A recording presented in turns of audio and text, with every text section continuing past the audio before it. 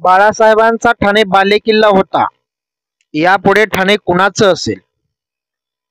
हिंदू हृदय सम्राट बाळासाहेब ठाकरे यांच्या अंगात दहातीचं बळ यायचं जेव्हा जेव्हा ठाणे या जिल्ह्याचा शहराचा विषय निघायचा. ठाणेंवर बाळासाहेबांचा खूप जीव होता आणि ठाणेकरांचाही बाळासाहेबांवर खूप जीव होता. मुंबई बाहेरचा बाळासाहेबांचा पक्ष विस्तार करण्याचा निर्णय, ठाण्यामधून जीवाला जीव लावणारे शेकडो कार्यकर्ते मिळाल्यानं खूप यशस्वी झाला. पण हा झाला भूतकाळ. आज ना बाळासाहेब आहेत ना धर्मवीर आनंद दिघे साहेब. आजचं राजकारण खूपच बदलून गेलंय.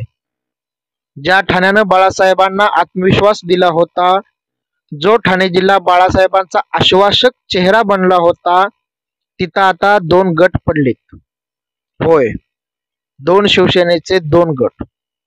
एका गटात बाळासाहेबांचे रक्ताचे वारसदार आहेत, तर दुसऱ्या गटात बाळासाहेबांच्या विचारांचे वारसदार आहेत. लढाई पूर्वी पण होत होती आणि लढाई आता पण होणार आहे. पण फरक आहे, पूर्वी आपली माणसं निवडून आणण्यासाठी लढाई होत होती, पण आता एकमेकांना पाडण्यासाठी लढाई होणार आहे. सगळ्यात चांगली गोष्ट म्हणजे महाराष्ट्र राज्यात शिवसेनेचा मुख्यमंत्री बनवण्यासाठी बाळासाहेब नेहमी झटताना दिसायचे. पण 1995 ते 1999 हा काळ सोडला तर बाळासाहेबांना यात फारसं यश आलं नाही. पण आता परत एकदा म्हणजे 2019 ते 2024 या काळात शिवसेनेचा मुख्यमंत्री महाराष्ट्र राज्यात आहे. आधी रक्ताचे वारसदार उद्धव ठाकरे आणि आता विचारांचे वारसदार एकनाथ शिंदे.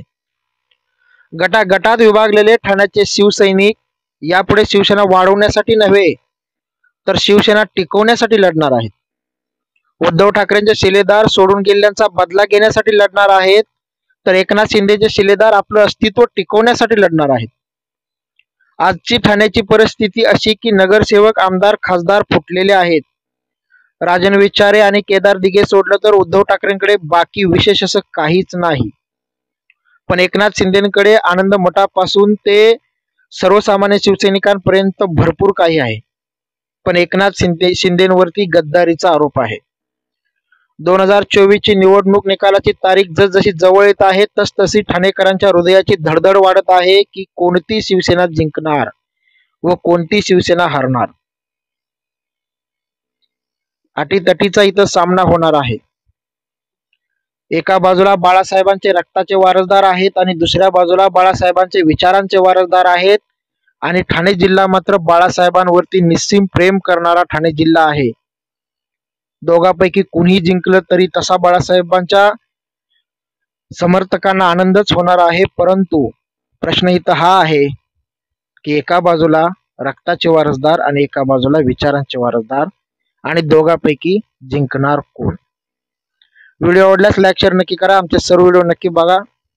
चॅनल सबस्क्राईब नक्की करा. धन्यवाद. जय महाराष्ट्र.